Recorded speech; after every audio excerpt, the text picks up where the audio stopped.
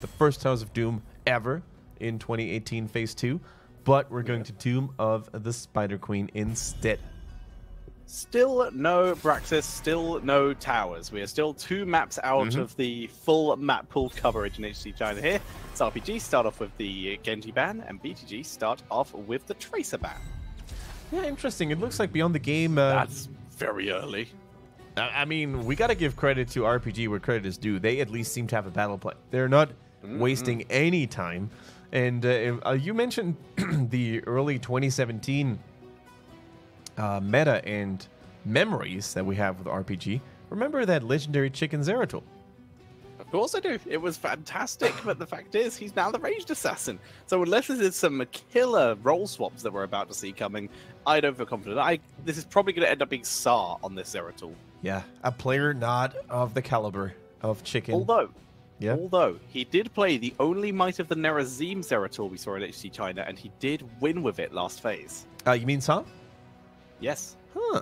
Okay, so maybe we're going to deviate and shift away from the VP style, and we're going for the Might of the Nathrazim.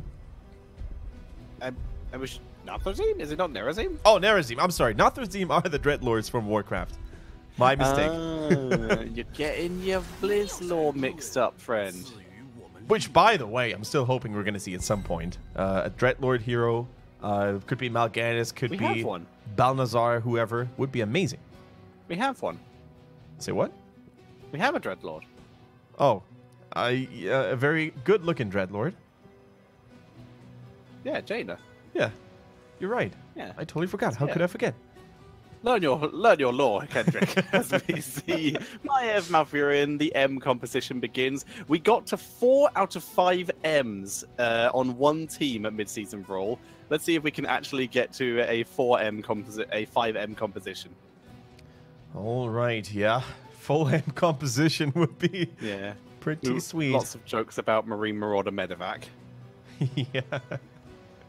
Oh man, I've never played enough StarCraft to understand all the memes they have in that game. Like the main ones that people would know is like Cannon Rush, which is basically playing Probius as StarCraft. We just build cannons on the opponent's base and kill it. Right. The Triple M, which is Marine Marauder Medevac, which is just the standard Terran lineup. Does the Zerg race have any memes? Like any weird things they can pull off? 6 pool? Yep, where you literally build a spawning pool on 6 drones, and then don't build any more drones, and then you build as many Zerglings as you can the second the spawning pool finishes, and you run all of your drones and your Zerglings across the map and try and end the game. Nice. It's within like the first 2 minutes of the game. That sounds like a lot of fun. I want to try that. Yeah. And Protoss had 4 gates as well, which was just terribly annoying in the Wings of Liberty days. For now, though, Junkrat and Muradin, another M being stolen away, and Medivh also being banned away, so the M Dream is probably dead. But either way, very area control heavy composition coming in here for RPG at the moment. And I think we're most likely going to see the VP because it works really well with Junkrat Riptire, right? You basically keep the enemies there.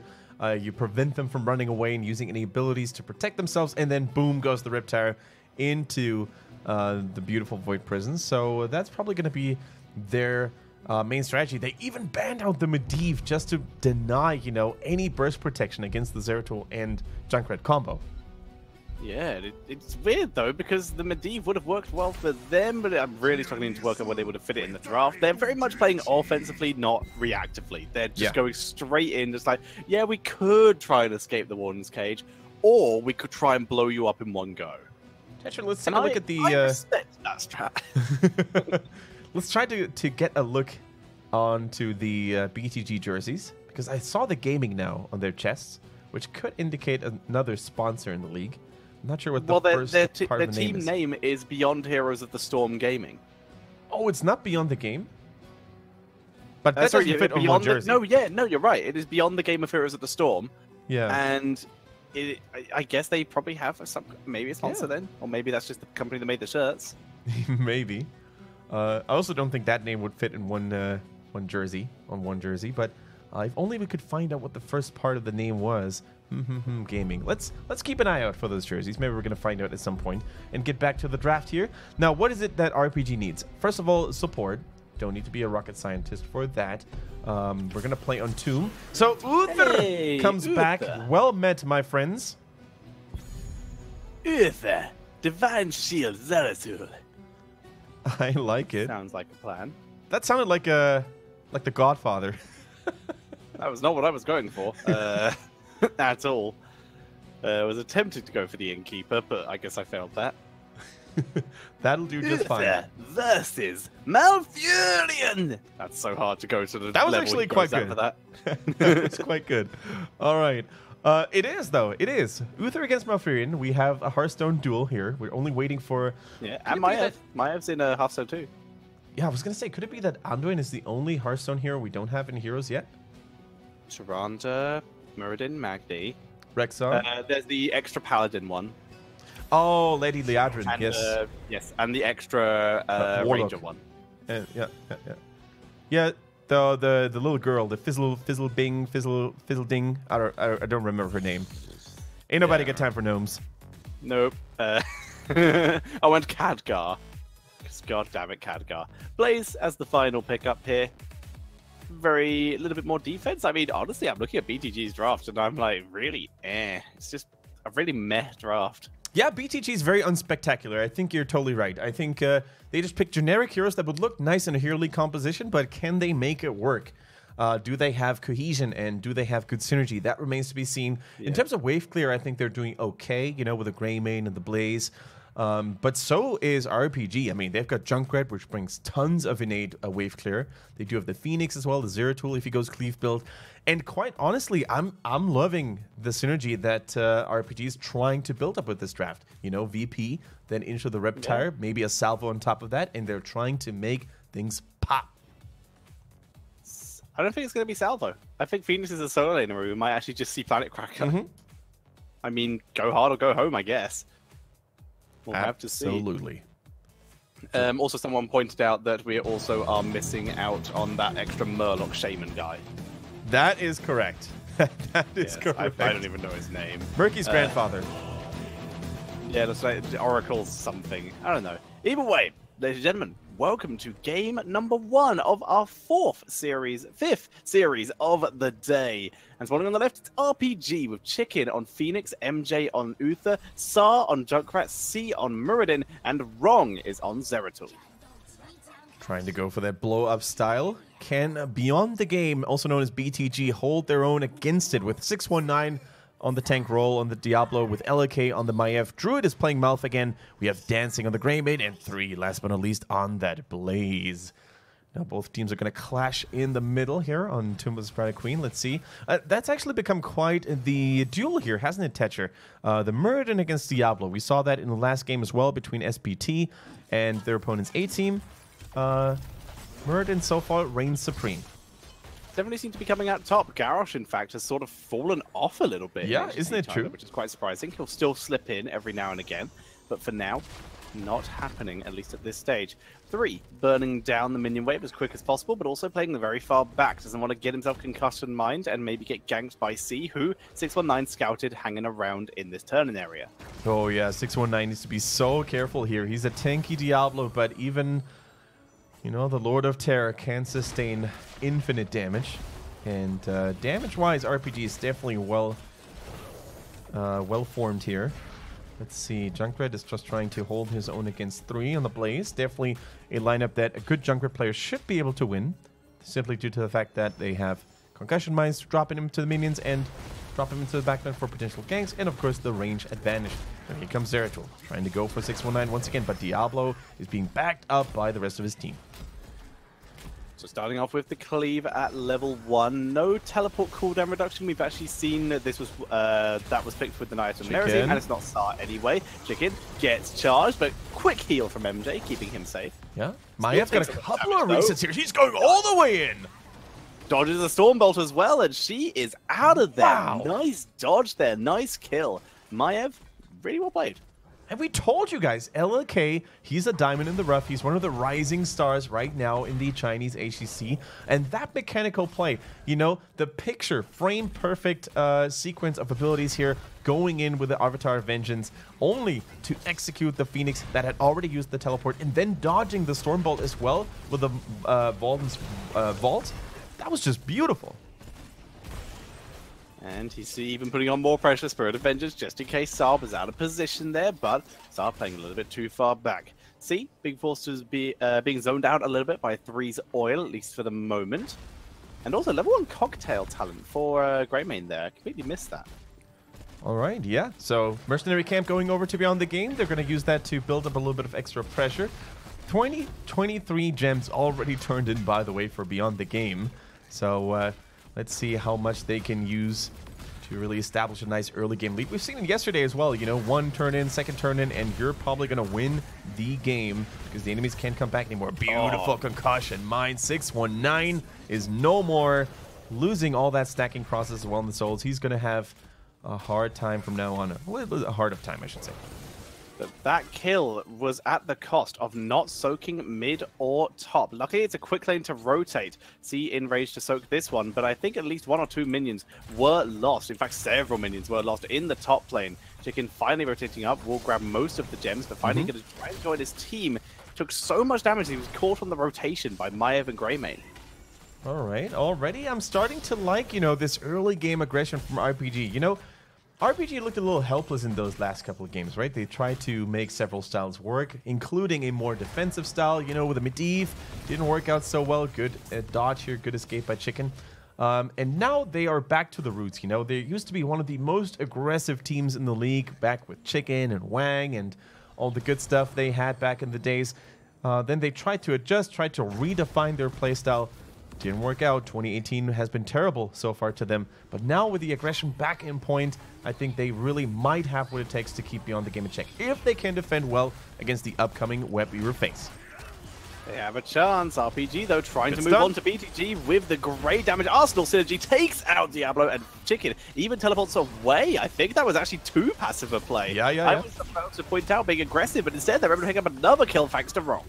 I think Chicken at this point has become a little paranoid because Maiev really seems to be going after Protoss in that game. She likes to do that.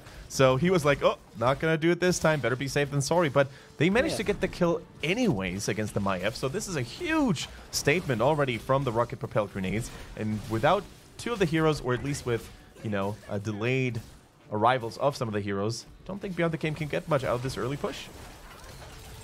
We can see the pressure being applied in top lane. Nice steel trap protecting C from the shadow charge there, so buying him a little bit of time. He's able to retreat back into his base area. Sar comes over the wall, everyone else has to walk. But this is the last Web Weaver. Front wall's taken down, but all forts are alive and all fountains are able to survive as well. Yeah, that's pretty huge. Nice defense here already. I'm very happy to see Uther doing at least a little bit well. You know, maybe if RPG gets a nice win with Uther, other teams are going to consider picking the Paladin again there as well. Dancing so much damage on the Greymane here by Chicken, which has a lovely skin, by the way. Is it still gems only, or can you actually craft it as well? The Phoenix skin. Oh, the rock one? I have no idea. As we see, it's amazing. Getting body blocked here, looking for an escape. Decides to dwarf toss. Thinks he found LLK, but LLK was thinking about moving up to try and deal with Phoenix, so predicted incorrectly. Man, that cleanse was really good against Sa here, or on Sa. By the way, let me look something up here. Sa is indeed on that Junkrat. So it is indeed Chicken on that Zeratul, isn't it? No, it's wrong. No, it's wrong. Never mind. Wrong! Yes, Sar appears to be sort of the ranged flex now. Wrong is the melee flex and off-laner. And Chicken is the main ranged assassin. Very many role swaps for this. The only person still in the same role is C. Yeah, very true. On that Muradin, hopefully he's not going to die too much, because that used to be his weakness there. Sometimes going a little too recklessly, but now trying to body block. Druid actually doing a fantastic job there. Might he actually get that kill? Druid saves himself with the root, though. Now sees in trouble, but able to dwarf toss away without too many worries, and allows Sar to get the turn-in. The turn-in has been secured. Tactical play by C. Even if he had died there, I feel he probably would have been respawning in time you know, because of only 7 minutes played up to this point. So here go the blue Web Weavers. Wrong in the bottom lane, trying to de-push the lane so the Web Weavers won't take that much damage before they actually arrive. Good stun by RPG. They're looking okay. This is not as... I want to describe it as RPG. This is not as RPG as we usually see RPG. This is just actual safe play as they begin moving forward with a couple kills on the side. As they're moving forward, they're executing their comp pretty well at the moment. They're not really pushing much with these, though. I would really like to see them try and get an XP advantage by trying to get some pushing, because there's very little chance that BTG are going to go out of position and get themselves caught for kills.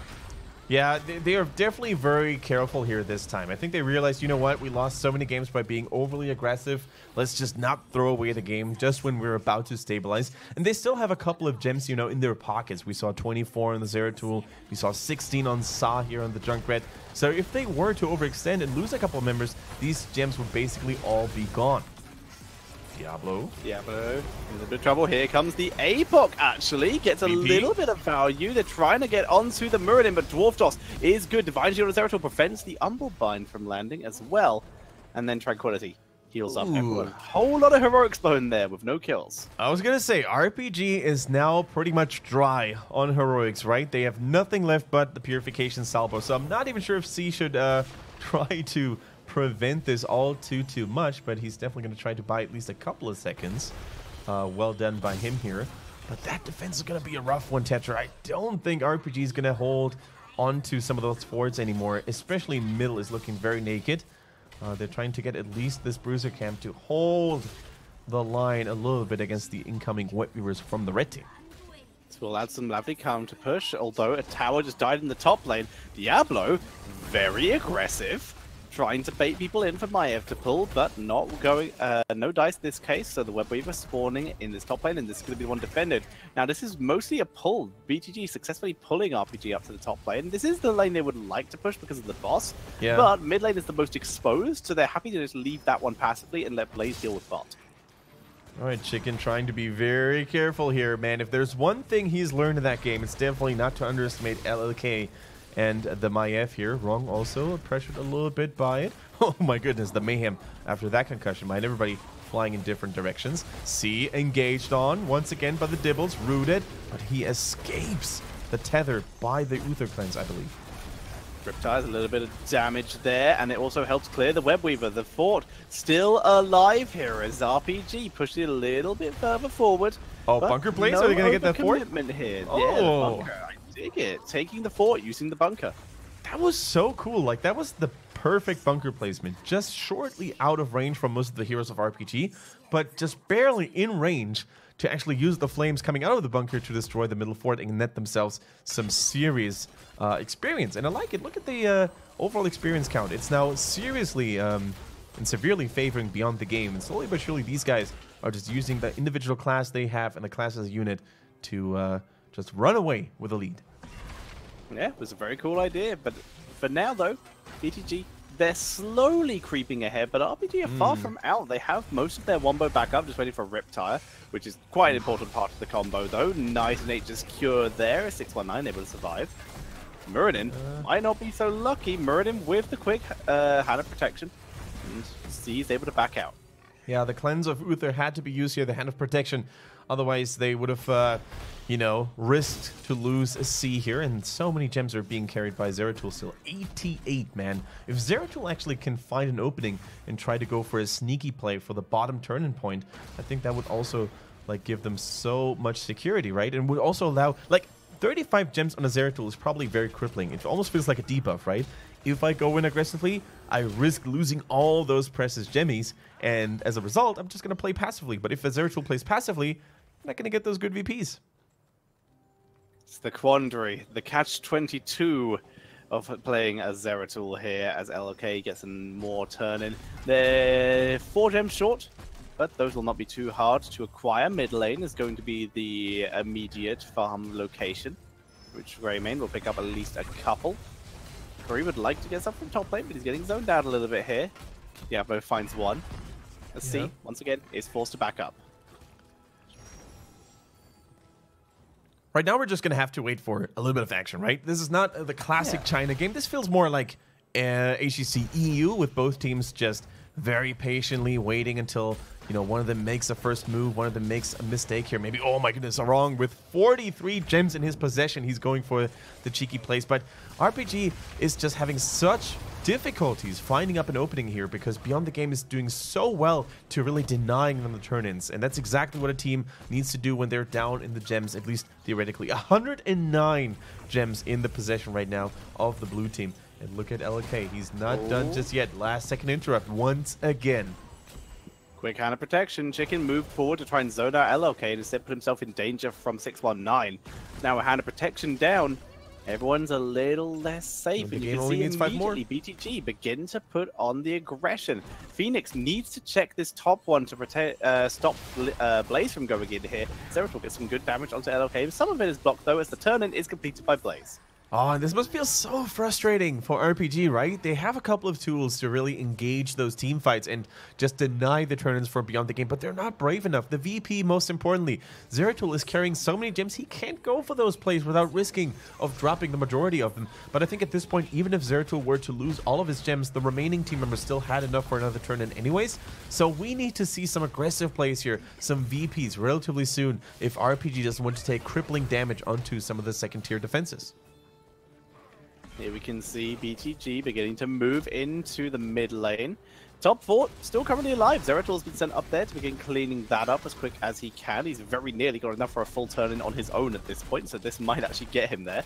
As we see the rest of BTG just trying to open up tier 2. That this is never going to be a commitment for a fort unless they can get some kills. This is just using the objective you have for its maximum efficiency, and that in this case is going to be front walls. Zeratul in the top lane keeping the fort safe and sound for now, which is already a pretty big success, you know, limiting the amount of damage you take. And this push hasn't really done as much as Beyond the Game would have liked to. They're 16 and using that talent advantage to invade aggressively and steal away the bruiser cam. Need to hurry up. Need to hurry up, and there's a Junkrat on the enemy team. Don't underestimate those. Mine's down. Oh, baited. LLK. Backflip for style. Able to take the camp. 10 out of 10 style points right there. As we see both teams beginning to head back into lanes. That bruiser camp will be cleaned up without too many difficulties by RPG. They have 16 now. They sure would love that turn-in, though. They're now on 138 gems.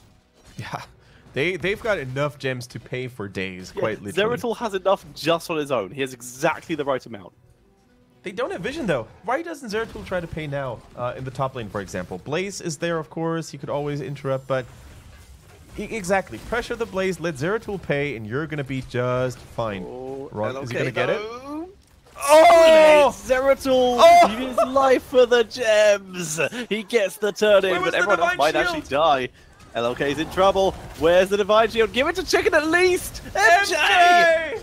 MJ! What is he doing? He's getting himself absolutely wiped now. He's not even going to bother Divine Shielding himself. Probably out of feeling bad as we see the Web Weavers come in. Oh, man. MJ stands for more Divine Shields. We need them. We need them. It would have been the ultimate scumbag move, by the way, if he had used it on himself there. Just to be like, well, couldn't save 2 of my allies. Better protect myself. But, yeah. Oh, man. So, I mean, we all remember those clutch moves on Towers of Doom sometimes, right? When you Divine Shield someone so that this person will get the channel on the altar and win the game. You could have done the same thing here. Divine Shield the Zeratul while he's paying, and then nothing Beyond the Game will do is going to stop him from doing that. Then even the VP can be used as a counter. Zeratul goes for a counter attack. Ah, it was just too far away, I guess. Guess so. I guess so. He split off from Zeratul for reasons, even though he was just killing himself by doing so. I don't know. Either way, VP's down. Riptire is on the board. One person gets to the bunker, 2 people don't. The Apocalypse is mostly dodged, but Uther is caught in it. Here comes the salvo. Decent damage. Chicken trying to sweep up LLK here. Teleports immediately out of the Warden's cage. They focus on the 619, trying to finish him off at least, and they will probably do so. No, this healing from Malfurion, though, so good. Finally, they finish him off. As wrong, pressures 3, allowing them to rest to focus on the LLK here, whilst Druid is Yeah, he's absolutely going to die.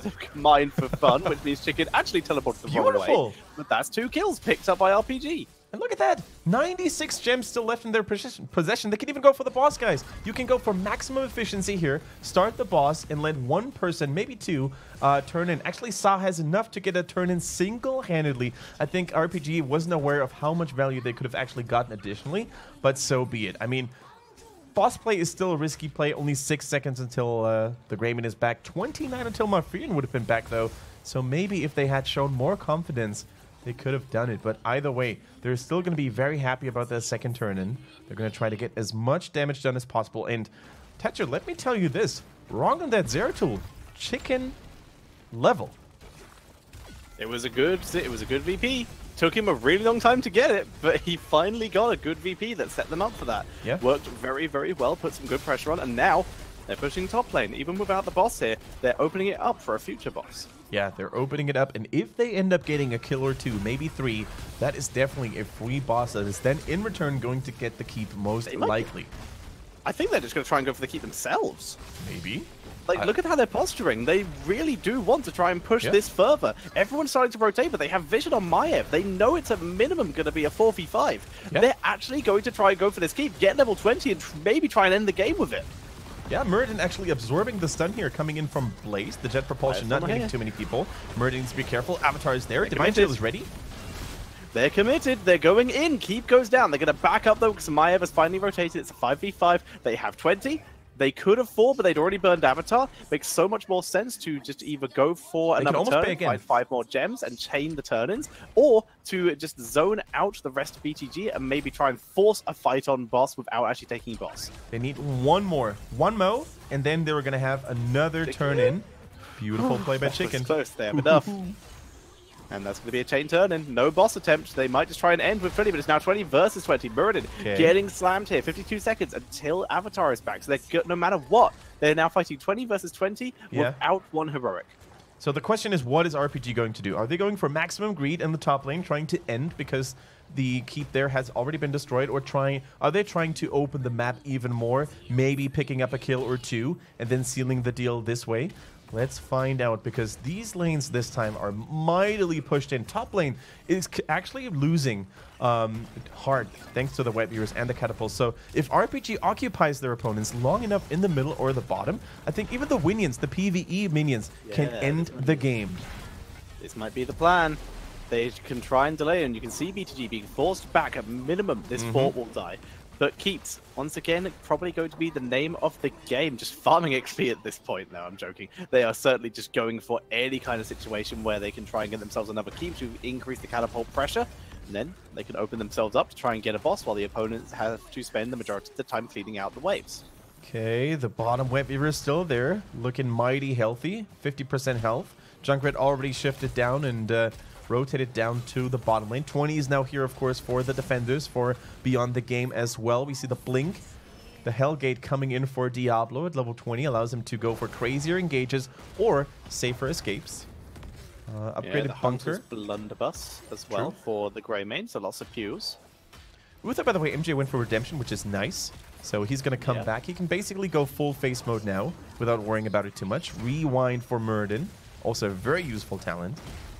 Diablo went very far forward, ate a lot of damage, so much so that Chicken is committing, running past. The Hellgate has to be used as Junkrat sieges in with that spread volley, and this camp will go over to RPG. Oh, how many gems is Maiev carrying? Is it going to be enough for a turn-in? No, it's 48. I thought they were trying to use this as distraction and let Maiev pay because she was in the top turn-in area. VP's good. VP's good. Riptire. Where's Riptire? They need it. It's coming in. He dodges the Apocalypse, moving in from the side, going for 619, but he tanks through it. LOK pulling backwards. Everyone able to survive this, and Chicken not landing that purification salvo as accurately as he had hoped. Concussion Mine zones out 619 so they can focus on to 3, but they don't have the damage output. In the meantime, BTG were able to sneak the turn in. They were able to sneak the turn in, and RPG needs to be careful. If they lose too many team members here, it might be a disaster for them. Look at Maiev on the chase here, but nobody ends up dying. A clean team fight with no deaths. Very good for RPG. They now have enough forces to defend, but also nice for Beyond the Game, who are now losing no momentum, no speed for their upcoming push with the web viewers. they can clean out top lane and swing the momentum back in their direction with that turn-in, especially if they can try and push forward to gain a keep, but they all spawn so far back. That ticking health is going to be a nightmare for BTG, as all their web weavers, you can see on the little icons at the bottom right-hand corner of your screen, that they're already ticking down to almost half health. This is going to be rough when you're pushing into a keep. All right, so unfortunately, I gotta say the Riptire there in that last engagement was not super cookie-cutter clean. Otherwise, that would have been a death on that Diablo. But Sa had to wait until the Apocalypse goes down, right? If he uses the Riptire too early, the upcoming stun for the Apocalypse is going to interrupt it, and nothing's going to happen from this heroic ability. So I can understand his hesitation, but maybe it was just hesitated a little bit too long. It was unfortunate that Diablo did not, in fact, go into the Void Prism himself. He was very close after tackling Zeratul into the wall there, trying to get the counter damage off and zone out so that his team would not take too much damage out of coming out of the Void Prism. This keep will go down, so this is going to be one keep. But look at Wrong. Void Prism is up. He moves in quickly, double hit here. In comes the Riptire. Well, LOK is going to come in for the distraction. The bunker's down, immediately protecting Greymane, who dances in and out of the bunker, and Apocalypse for the counter, for the kill here. LOK looking for his opportunity, but he's going to get salvoed. That's going to hurt, but he's not slowed, so he's tanking through it as 619 Hellgate's trying to escape, but he will become the first kill of the fight, and 3 will follow after. Here we go. Maiev is not done yet, but guess what? Chicken has another life. Level 20 is pretty good. Additional shield value. And now Beyond the Game is on the run. But hey, RPG shouldn't actually chase. They have an open lane in the top lane. You can end this right here, right now. Don't go for the boss. Don't go for the mercenary camp. Just go for the core. What is with their route? Their route is very strange here. But either way, that was a really solid fight. Riptire was good. The bunker, just a little short on that Riptire. Blaze last second gets in, Diablo just straight up tanks it. But here we go, they're moving into the top lane. You can see on the bottom right as they take out the Greymane there. That's probably it. And we are seeing RPG leaving the A team for dust in last place as they pick up a minimum 1 point by taking game number 1. And to be honest, ladies and gentlemen, the way RPG played on this map, I think they have what it takes to take the entire series. They played super well, a little bit too defensively, I think, at some point, especially with the early mid-game struggle of Zeratul carrying too many gems. But hey, what are you going to do? Nobody cares about that anymore when you get the win in the end, regardless of how long it took you. Well played by them, and much desired, much needed points for the rocket-propelled grenades. Really nicely done. Very impressed. Like you said,